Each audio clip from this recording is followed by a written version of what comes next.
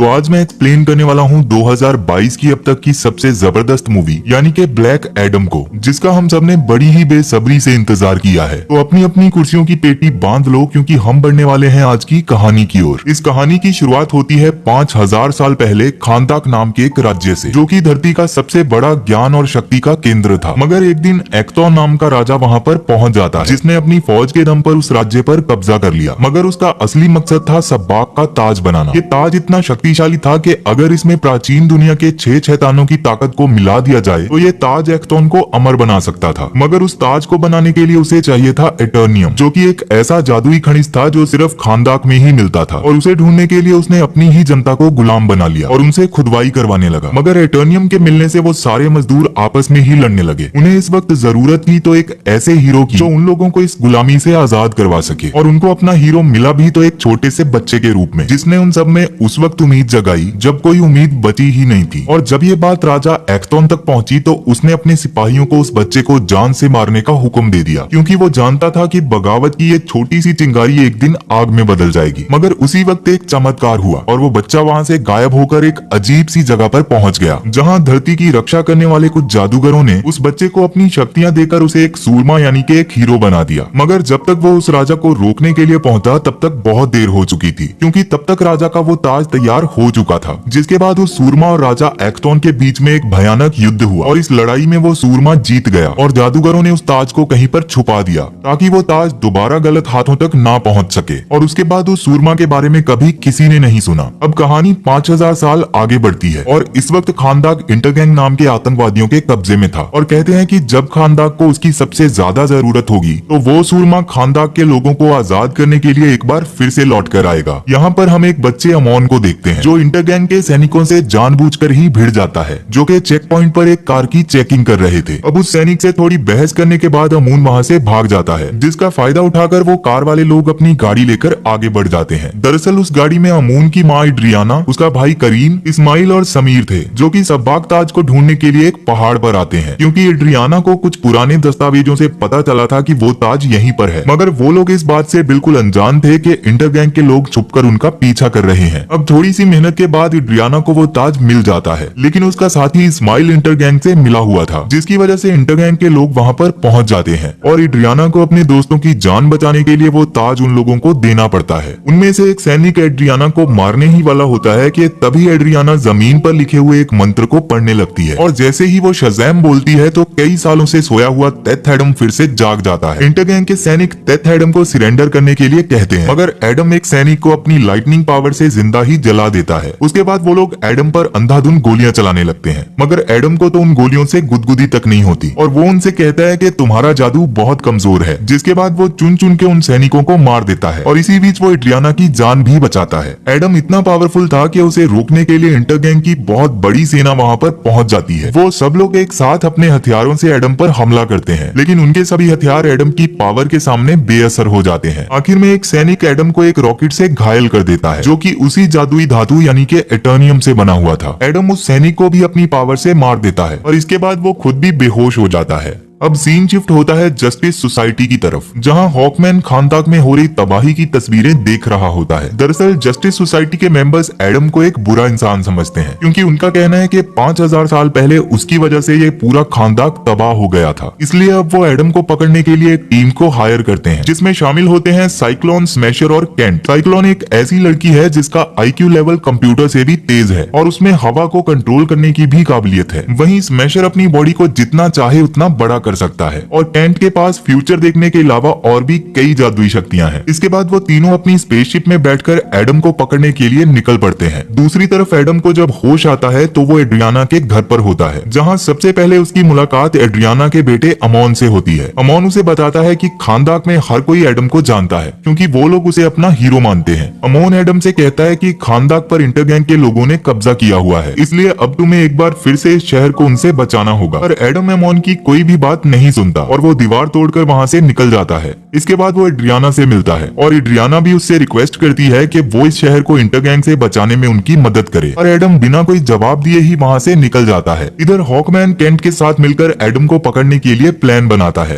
Kent कहता है कि अगर हम किसी तरह एडम को शज़ैम बोलने पर मजबूर कर दें तो उसकी सारी पावर खत्म हो जाएगी, जिसके बाद हम आसानी से उसे पकड़ सकते हैं। दूसरी तरफ इंटरगैंग के कुछ आदमी एड्रियाना और अमोन को पकड़ लेते हैं क्योंकि उन्हें पता था कि वो ताज अब भी एड्रियाना के पास है। उसी वक्त एडम वहाँ पर आ जाता है और वो एक ही झटके में उन सबको मार देता है और बाकी बचे हुए 2 आदमियों को वो काफी ऊंचाई से नीचे फेंक देता है। मगर तभी हॉकमैन और केंट वहाँ पर पहुंचकर उन लोगों को नीचे गिरने से बचा लेते हैं क्योंकि उनका काम था लोगों को बचाना, ना कि उनकी जान लेना। वो लोग एडम से कहते हैं कि इंसानी दुनिया में उसके लिए कोई जगह नहीं है, इसलिए उसे अब सरेंडर कर देना चाहिए। पर एडम को किसी के सामने झुकने की आदत नहीं थी, जिसके बाद उन तीनों में काफी जबरदस्त फाइट शुरू हो जाती है। वो दोनों अपनी पावर से एडम को हराने की पूरी कोशिश करते हैं पर वो लोग उसका कुछ भी नहीं बिगाड़ पाते। जब केंट और हॉकमैन मिलकर भी एडम का सामना नहीं कर पाते तो साइक्लोन और स्मैशर भी उनकी मदद करने के लिए आ जाते हैं। स्मैशर अपनी बॉडी का साइज काफी बड़ा कर लेता है और वो एडम को अपने हाथ के नीचे दबा लेता है। ये देखकर उन्हें लगता है कि उन्होंने एडम को पकड़ लिया है, लेकिन थोड़ी ही देर में एडम स्मैशर के हाथ से निकल जाता है और स्मैशर को एक जोरदार पंच मारकर उसे बेहोश कर देता है। इस लड़ाई के बीच केंट को पता चलता है कि एड्रियाना के पास सब्बाक का ताज है। एडम के वहाँ से चले जाने के बाद एड्रियाना उनसे कहती है कि वो पिछले 27 सालों से गुलामों की जिंदगी जी रहे हैं, लेकिन तब उनमें से कोई भी उन्हें बचाने नहीं आया और आज जब उनका हीरो वापस आ चुका है तो वो सब उसे ही पकड़ने में लगे हुए हैं। तब हॉकमैन उसे बताता है कि जिसे वो अपना हीरो समझ रही है, असल में 5000 साल पहले उसी ने एक्टॉन से अपना बदला लेने के चक्कर में पूरे खानदान को तबाह कर दिया था। जिसके बाद जादूगरों ने ये फैसला किया कि एडम इन शक्तियों के लायक नहीं है और सजा के तौर पर एडम को हमेशा के लिए मकबरे में कैद कर दिया। एडम एड्रियाना को नुकसान नहीं पहुंचा सकता था क्योंकि एड्रियाना ने उसे आजाद किया था, इसलिए एड्रियाना उनको एडम के पास ले जाती है ताकि वो लोग उसे बंदी बना सकें। एड्रियाना एडम से कहती है कि भले ही जस्टिस सोसाइटी उसे एक विलन मानती है पर खानदान के लोगों के लिए वो आज भी उनका हीरो है। मगर एडम को ना तो किसी का हीरो बनने में दिलचस्पी थी और ना ही उसे किसी के आगे झुकना पसंद था। उसी वक्त एड्रियाना को पता चलता है कि इस्माइल इंटरगैंग के साथ मिला हुआ है और उसने अमोन को किडनैप कर लिया है, जिसके बाद एडम बिना किसी देरी के उसे बचाने के लिए वहाँ पर पहुँच जाता है। इस्माइल अमोन को अपनी सुपर बाइक में बिठाकर ले जाता है और जब एडम उसका पीछा करता है तो वो कई सारी बाइक्स को देखकर कंफ्यूज हो जाता है। इसी मौके का फायदा उठाकर इस्माइल एडम से बचकर वहाँ से निकल जाता है। एड्रियाना अपने बेटे अमोन को लेकर काफी परेशान होती है। तभी हॉकमैन इस्माइल के 2 आदमियों को पकड़कर ले आता है और एडम को ताना मारते हुए कहता है कि हर किसी को मारना जरूरी नहीं होता क्योंकि उनकी मदद से हम दुश्मन के बारे में जानकारी भी ले सकते हैं। तब एडम उन दोनों आदमियों को आसमान में काफी ऊंचाई पर ले जाता है और उनसे कहता है कि दोनों में से जो भी इस्माइल का पता पहले बताएगा वो उसे जिंदा छोड़ देगा, लेकिन सारी जानकारी लेने के बाद वो दोनों को ही नीचे फेंक देता है। असल में ये सब उसने हॉकमैन को चिढ़ाने के लिए किया था क्योंकि वो जानता था कि हॉकमैन उन दोनों को बचा लेगा। एडम उन्हें बताता है कि वो अमोन को एक रेगिस्तानी इलाके में ले गए हैं और एड्रियाना उस जगह के बारे में अच्छे से जानती थी, इसलिए वो जल्दी से उन सबको वहाँ पर चलने के लिए कहती है। पर हॉकमैन कहता है कि वो एडम के साथ नहीं जाएगा क्योंकि वो एक विलन है। जिसके बाद उन दोनों में फिर से फाइट शुरू हो जाती है और केंट आराम से बैठकर उनकी फाइट को एंजॉय करने लगता है। तभी लड़ाई के बीच उनके हाथ सब्बाक का ताज लग जाता है, जिसके बाद वो सब उस ताज को लेकर वापस अपने स्पेसशिप में आ जाते हैं, जहाँ साइक्लोन उस ताज की इन्वेस्टिगेशन करती है। उस ताज पर लिखा हुआ था कि जिंदगी ही मौत की इकलौती राह है और एड्रियाना जानती थी कि अगर ये ताज इंटरगैंग के हाथ लग गया तो वो पूरी दुनिया में तबाही मचा देंगे, इसलिए वो कहती है कि हम सबको एक साथ मिलकर उन्हें रोकना होगा। जिसके बाद हॉकमैन एडम के साथ काम करने के लिए मान जाता है, लेकिन वो अभी भी उसे एक विलन ही मानता था।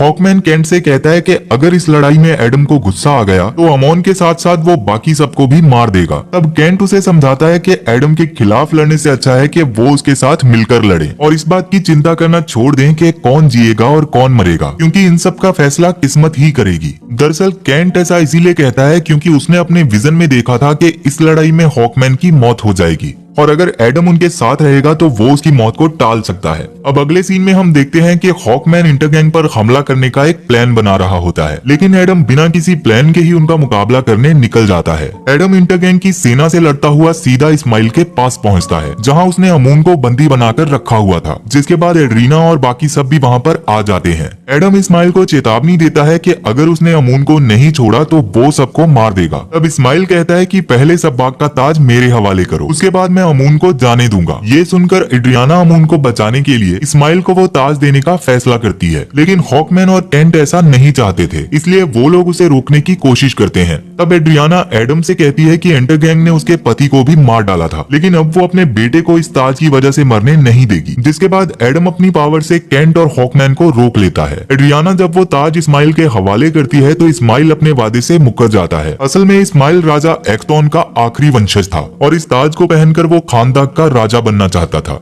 तभी इस्माइल कहता है कि हुरूत के मरने पर एडम बच्चों की तरह रोया था और आज वो ये देखना चाहता है कि अमून की मौत पर वो कितना रोएगा। इतना कहने के बाद वो अमून पर गोली चला देता है, लेकिन एडम सही टाइम पर वहाँ पर पहुंचकर अमून को बचा लेता है। पर इसके साथ ही एडम बहुत ज्यादा गुस्से में आ जाता है और उसकी पावर इतनी ज्यादा बढ़ जाती है कि वहाँ पर एक बहुत ही जबरदस्त ब्लास्ट हो जाता है, जिसमें सब लोग मारे जाते हैं और हॉकमैन और केंट एड्रियाना और अमून को कवर कर लेते हैं, जिससे उन दोनों की जान बच जाती है। इतने बड़े धमाके के बाद एडम कहता है कि ये सब मेरी वजह से ही हुआ है और ये कहकर वो वहाँ से चला जाता है। जिसके बाद हॉकमैन एडम के पीछे जाता है और उससे पूछता है कि हुरूत कौन है, तो एडम उसे अपनी सारी कहानी बताता है। असल में हुरूत एडम का ही बेटा था, जिसे जादूगरों ने सूरमा बनने के लिए चुना था। सूरमा बनने के बाद उसने एक्टोन को कई बार हराया था, लेकिन एक दिन एक्टोन ने उसके परिवार पर ही हमला कर दिया और तब हुरूत ने उसे बचाने के लिए अपनी सारी शक्तियाँ उसे दे दी। जिसके बाद एक्टोन की सेना ने हुरूत को भी मार दिया। एडम कहता है कि हुरूत हमेशा ही इस दुनिया को बेहतर बनाना चाहता था, इसलिए उसने अपनी सारी शक्तियां मुझे दे दी और असल में सिर्फ हुरूत ही इन शक्तियों का असली हकदार था। अपनी सारी कहानी सुनाने के बाद शज़ैम बोलकर वो अपनी सारी शक्तियां त्याग देता है और हॉकमैन के सामने खुद को सरेंडर कर देता है। जिसके बाद वो लोग उसे बंदी बनाकर अंडर वाटर जेल में कैद कर देते हैं और साथ ही वो लोग ये भी इंतजाम कर देते हैं कि वो दोबारा कभी भी शज़ैम ना बोल पाए। इसके बाद केंट को फिर से वही विजन दिखाई देता है जिसमें हॉकमैन की मौत हो जाती है, जिससे केंट समझ जाता है कि लड़ाई अभी खत्म नहीं हुई। दूसरी तरफ हम इस्माइल को देखते हैं, जो कि मरने के बाद अब नरक में पहुंच चुका था। असल में अब तक जो भी हुआ वो सब इस्माइल के प्लान के मुताबिक ही हो रहा था। इस्माइल ने जानबूझकर एडम को गुस्सा दिलाया ताकि वो उसे जान से मार दे, क्योंकि ताज की शक्तियां हासिल करने के लिए इस्माइल का एडम के हाथों से मरना जरूरी था। अब नरक में जाने के बाद नरक के शैतान इस्माइल को अपनी पावर देते हैं, जिसके बाद वो इस्माइल नहीं बल्कि सब्बाक बन जाता है। नरक के शैतान से ताकत हासिल करने के बाद वो फिर से धरती पर लौट आता है, जहाँ सबसे पहले उसका सामना जस्टिस सोसाइटी के सुपर हीरो से होता है, लेकिन वो लोग अपनी पूरी ताकत लगाने के बाद भी उसे नहीं रोक पाते। उसके बाद वो खानदान के तख्त की ओर बढ़ता है, जहाँ पर उसके पूर्वजों का सिंहासन होता है और अगर वो एक बार उस सिंहासन पर बैठ गया तो धरती पर नरक का दरवाजा खुल जाएगा, जिससे नरक की सारी शैतानी ताकतें धरती पर आ जाएंगी और इस दुनिया पर सिर्फ शैतानों का ही राज होगा। केंट ने अपने विजन में देखा था कि हॉकमैन मरने वाला है और वो ये बात भी अच्छे से जानता था कि सब्बाक को रोकना उन सब के बस की बात नहीं है और हॉकमैन अब एडम को कभी भी आजाद नहीं करेगा। इसलिए केंट ये डिसाइड करता है कि वो अकेला ही सब्बाक से लड़ने जाएगा, क्योंकि वो अपने किसी भी दोस्त को मरते हुए नहीं देख सकता था। केंट उस तख्त के सामने एक जादुई दीवार बना देता है ताकि कोई भी उसके अंदर ना आ सके। वो अपने सभी साथियों को अलविदा कहता है और सब्बाक से लड़ने अंदर चला जाता है, जहाँ केंट और सब्बाक के बीच काफी तगड़ी फाइट होती है, पर वो उसके सामने ज्यादा देर नहीं टिक पाता और सब्बाक उसे मार देता है। लेकिन मरने से पहले केंट अपने रूहानी अवतार में एडम से बात करता है और उसे जागने के लिए रिक्वेस्ट करता है, क्योंकि सिर्फ एडम के पास इतनी पावर थी कि वो सब्बाक को हरा सके। जिसके बाद एडम अपनी पूरी ताकत लगाकर उस कैद से छूट जाता है और वहाँ से बाहर आने के बाद वो शज़ैम बोलकर अपनी सारी शक्तियों को फिर से हासिल कर लेता है। केंट के मरने के बाद उसकी बनाई हुई जादुई दीवार बेअसर हो जाती है, जिसके बाद हॉकमैन, साइक्लोन और स्मैशर भी अंदर आ जाते हैं और तब तक सब्बाक उस सिंहासन पर बैठ चुका था। जिसके बाद वो धरती पर नरक के दरवाजे को खोल देता है और कई सारे शैतान धरती पर आ जाते हैं, जो कि पूरी दुनिया में तबाही मचाने लगते हैं। जब एड्रियाना और करीम अकेले उन शैतानों से लड़ रहे होते हैं, तब अमून शहर के बाकी लोगों के अंदर एक नया जोश भर देता है, जैसे कि हुरूत ने अपने बचपन में किया था। जिसके बाद वो सब लोग सब्बाक से डरने की बजाय उसका सामना करने के लिए तैयार हो जाते हैं। दूसरी ओर हॉकमैन और उसकी टीम सब्बाक से लड़ रही होती है और सब्बाक के सामने उन सब की ताकत कमजोर पड़ जाती है और जब सब्बाक हॉकमैन को मारने ही वाला होता है, तब एडम आकर उसे बचा लेता है। जिसके बाद हॉकमैन और एडम एक साथ सब्बाक से लड़ने लगते हैं। हॉकमैन केंट के हेलमेट की पावर से सब्बाक को पकड़ लेता है और तब एडम अपनी पूरी ताकत से सब्बाक के शरीर के 2 टुकड़े कर देता है। जिसके बाद सब्बाक के साथ नरक के सारे शैतान भी खत्म हो जाते हैं। इस लड़ाई में शानदार जीत हासिल करने के बाद